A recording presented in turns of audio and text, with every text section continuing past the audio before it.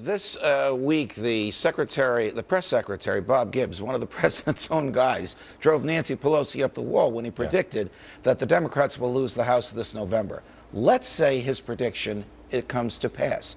What do you fear will happen in the lame duck session of the Congress? They're going to pass everything. They have nothing to lose. This Congress will take that buggy ride time period after the election. You had a buggy ride. You got to get those people on horseback to Washington, D.C. They're going to take that time period that was meant for travel, and they are going to jam everything through. When that happens, Americans are into fair play. When that happens, I fear that a lot of Americans are going to say, wait a minute. We put up with it. You didn't listen to it. We had to walk through a wall of fire to go vote. We voted, and now you jam this through? It's not going to be good, Judge. It's not going to be good. The welfare state created by FDR, has this helped blacks to become self-sufficient or hurt them? Crush. Look at Detroit. Look at Philadelphia. I lived in Philadelphia. Look at that.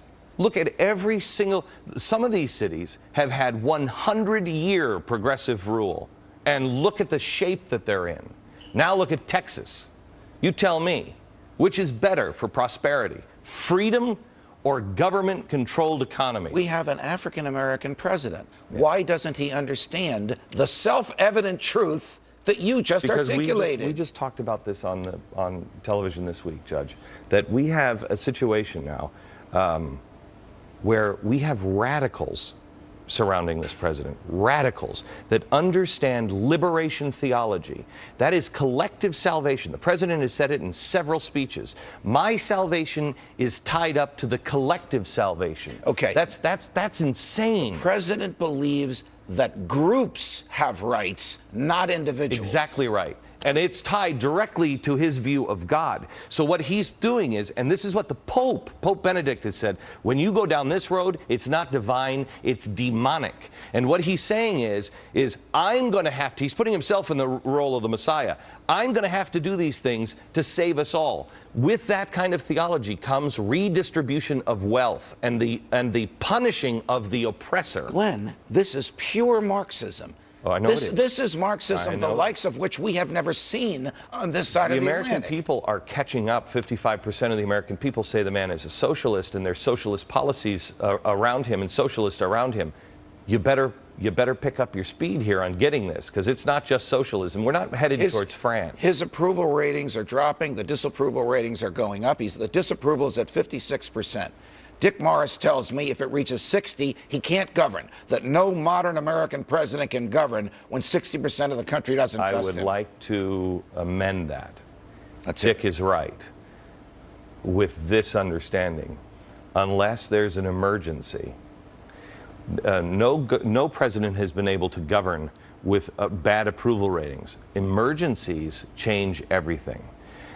Civil unrest changes everything. All right. In the aftermath of 9/11, the government enacted a number of statutes with a Republican Congress and a Republican president to give President Bush and all of his successors extraordinary powers when that magic word is touched, emergency. Giant mistake. It was a mistake then, but he has this power now. Do you think that simply by declaring an emergency, this president will assume some sort of authoritarian rule? I'm not saying, you know what? Let's be very, very careful. We have to expect the best, prepare for the worst. You have to expect the best. When all is said and done, we have never had a president do anything like this. We've had Abraham Lincoln. The key is Abraham Lincoln restored it in the end. He came back and restored it. We've never had an American president seize that kind of power.